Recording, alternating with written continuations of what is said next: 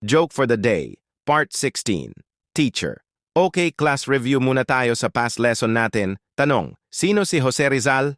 Pedro. Ke? Teacher. Again, sino si Jose Rizal? Sisa. Ma'am, di po namin yung kilala. Juan. Ma'am, class M8 po ba namin siya? Pedro. Bobo, baka sa kabilang section yon. Teacher. Bad trip. Sige, change the topic. Tanong sino pumatay kay Magellan? Juan.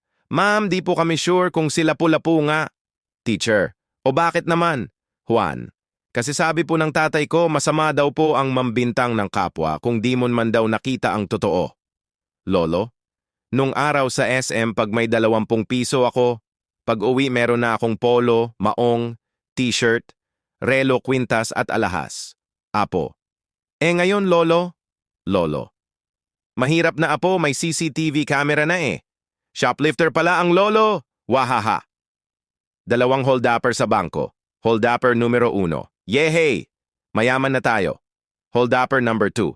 Bilangin mo na! Holdupper number 1. Alam mo namang mahina ako sa math. Abangan na lang natin sa balita kung magkano. Pedro. Tol, ano bang hinahanap mo diyan sa supot ng 3 inisang coffee? Kanina ka pa silip ng silip diyan. Juan. Hinahanap ko yung libreng asukal. Nakasulat kasi sa karton, sugar-free. Nena. Sir, kumusta po ang grades ko?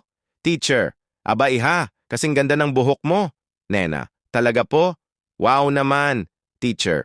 Oh, parang bagong rebond. Bagsak na bagsak.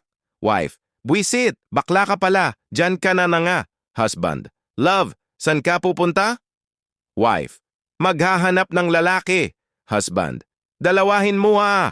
Tig-isa tayo. Wahahaha. Dear te, dear te, dear te.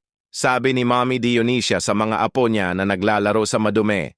Pa-follow naman idol para sa mga iba pang funny jokes mo.